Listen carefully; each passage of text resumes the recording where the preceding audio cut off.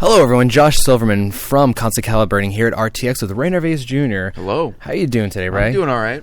I think it's the third or fourth year we've been doing this. Yeah. I feel like I talk to you guys for 20 minutes every year. Well, usually we do like a 15 to 20 minute thing. Yeah. Usually you talk to Brian, our guy with the lovely hair, kind of thing. But, I miss the hair. Yeah, no, we, couldn't bring him because Things happen. I understand. Things happen. Listen, but I appreciate you just as much as I appreciate him. I appreciate you. No, so, okay, how has RTX been treating you? We're on the third day of the event Sunday, kind of at the wind down, voices are raspy kind of point. Yeah, it's been good. Now, I mean, it's a lot more chill and relaxing because I don't have like 15 different things to do. I just had a Q&A on Friday. I had a signing with my girlfriend Tina yesterday, and then the rest has just been hanging out, seeing friends, going to panels to like support our friends and stuff. It's a lot more laid back. It's so busy, so hectic. Like we can't walk on the floor without getting swarmed, but it's still a very, very good time. It's just a lot more low key.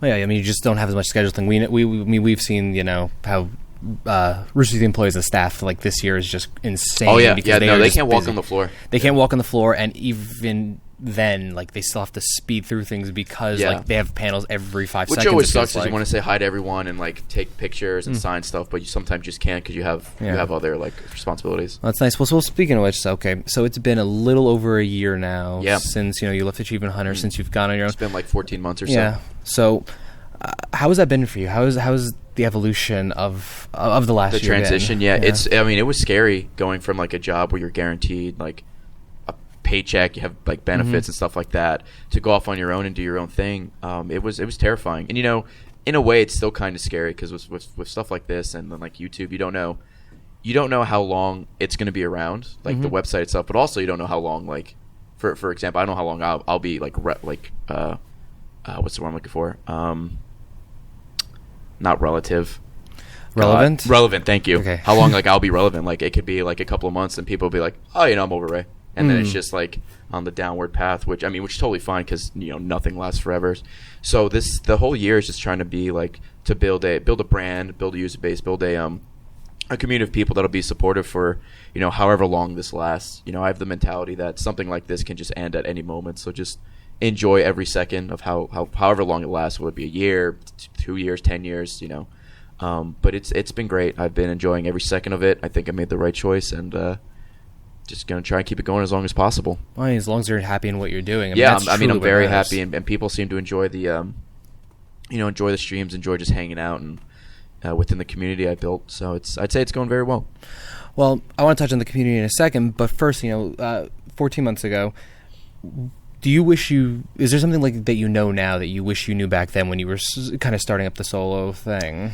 I wish I wasn't as lazy about stuff. The big thing was just creating like a logo and merch and stuff. When I started, it was just kind of like, all right, I'm going to do this and see what happens. And I'm very, very lazy, and I always push stuff back. And without Tina, I keep making the joke, without Tina, I'd probably be like dead in a hole by now. But she motivates me and pushes me to do stuff. Just something simple like make a logo, put out some merch, we establish an LLC so that way it could be more legit. And it's a business versus it is just a business, you. for example. So I did it a couple of months after I started, but if I had that, within like a week or two, it probably would have been better. I mean, it didn't hurt me in any way, but it would have been cool to have it like out the get-go. But besides that, I did my research. I talked to people who do it full time, both on YouTube and Twitch, and I didn't wake up one day and be like, I'm going to stream full time now. It took some time. I did some research. I saved some money just in case it failed and blew up in my face. So I had like a backup plan just in case.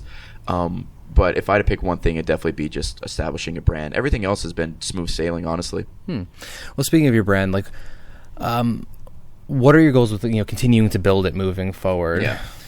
So right now, the only other employee in their contract is I have an editor for my streams to they make like a best of every 2 weeks, but besides that, I don't know what else that I would need in the foreseeable future for like to have like an actual employee, because right now all I do is streaming, and then I kind of do YouTube but not really, but it's good that I have this brand and this business that if I do want to branch off to whatever, I have it there. People always ask me like where I see myself in 5 years, and honestly, it's just like I don't know. I want to keep doing Twitch because I love doing Twitch, and I want to do it, for as long as I can.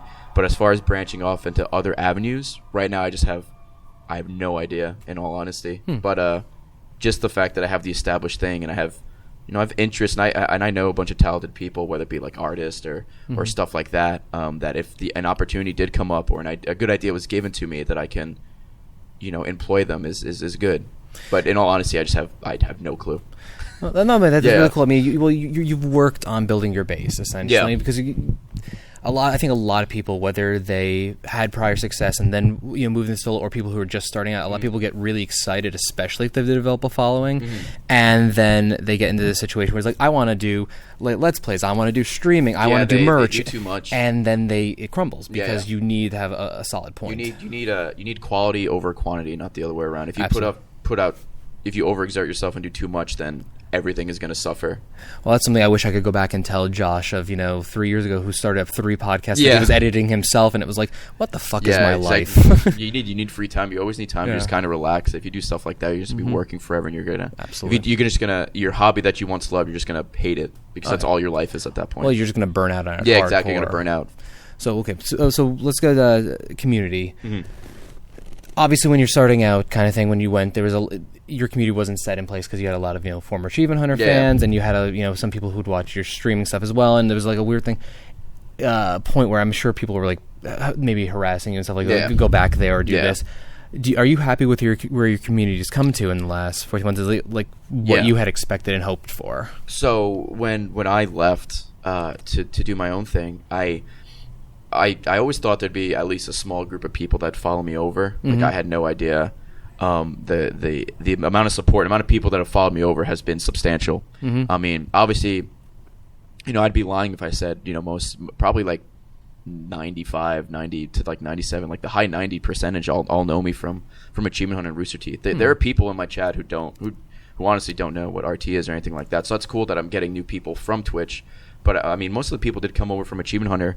And everyone has been super friendly. I mean, obviously, just like anytime you do anything online, there's going to be like trolls and it's going to be like super negative people. But I mean, we get rid of them, and it's just been super friendly, and it's just kind of like a big family. And whenever new people come in from Twitch, that's like, excuse me, they're like, hey, I'm new. Or if I'm like playing a new game and for some reason I'm like the first or second stream, and people are just like jumping around, they're like, oh, like who's this? Why does he have so many viewers, for example? And then I have a good support with my mods who like explain it, and I have my chat who are always like welcoming new people. So if people want to come in and feel welcome, they will, because I try to keep my community as friendly and like not shit, for lack of a better word, like just like literally filtering out all the negative people out. So that way, if someone's coming in new and everyone is just super friendly, super helpful, and I'm really happy that, for the most part, that's pretty much what it is. I mean, there's some streamers who kind of just like let their chat be like a free for all, because that's how they run their channel and it works for them. But like what works for them and what works for me won't work for everybody.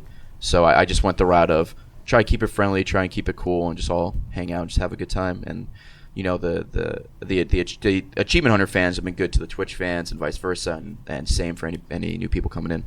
Well, that's nice that everything kind of, over time started to mingle together. Yeah, everything's very cohesive now. It's good. So, is there anything else you may want to, I don't know, discuss or anything like that? No, I just, I love talking to you guys every year around the same time. It's just cool to see, like, I remember this is going to be all about you, just like the first interview to where we are now. I mean, you guys got these things now. You guys are stepping your game up. I'm excited to see what happens next year. Well, it's just cool to see growth with like just you guys and with me and with RTX, and I'm excited to see what happens the next year, 2 years, 3 years, and stuff like that. I mean, when YouTube gaming came out, I know there was like a big hubbub that like rip Twitch or whatever, but I think YouTube's been around for a year now and it really hasn't gained any traction. Who knows where it's going to be. Same thing in like a year or two. But I'm excited for the future, man. I'm very happy where I am right now. I think if I were to plateau and stay where I am for like forever, for lack of a better word, I'd be totally content with that. Obviously, you always want to do better, like never be like 100% satisfied where you are. But if I were to stay where I was at, I'd be pretty happy. But I'm just excited to see what happens in the next couple of years. I think it's great, especially with just new technologies also that are coming out. Exactly. For Twitch and for things. I mean, like VR is a big thing too, so a lot of people are testing that out on stream. Yeah, we may have tried the sort of fun to get a Vive and then realize it's just a stupid idea. Like, we want to do it, but at the same time, the thing it's with like the Vive is you need, like, if you want to, like, fully immerse yourself, you just need, like, a lot of space to walk around and have, like, the whole thing punching walls. And well, there's the flaw that, we're not all based in the same state. That's also and an it's issue. just like, okay, so it's just going to be Josh and Josh wandering around while his 18-month-old kid gets stepped on a lot, which could be entertaining in a horrible way. Be. And then you have it for a month and you got to send it to someone else. Like, okay, I had my time. Here it is. Be an interesting thing. Well, Ray, as always, we love chatting with you every year, just seeing your progress as you evolve, as an entertainer and things of that nature. It's always great. And just where can people find you who may not already know? Yeah, so you can find me on Twitter at Ray Narvaez Jr. Twitter.com/Ray Narvaez Jr. It's my name. And then Twitch.tv/Brownman. One word. Easy enough. And as far as we go, ConstantCalibrating.com is where you can find everything. Twitch.tv/ConstantCalibrating. We do every other week podcast Monday nights at 10:15 p.m. Eastern. We do our Saturday night stream Saturday nights at 9 p.m. And then we're going to be adding more shows and more podcasts, all sorts of stuff throughout the summer and throughout the rest of the year. So with that, Ray, thank you for having me, as always. Thank you, guys sir. are great. So I'll talk to you again next year for 20 minutes? Yeah, we'll talk for 20 minutes next year. Let's set the date. I'll see you in a year We'll from set the date 20 minutes. Maybe we'll fit something in between. That sounds we can work good. together. That sounds but good. that being said, we wish you a good sign-off. Take care, guys. That's when I screw up.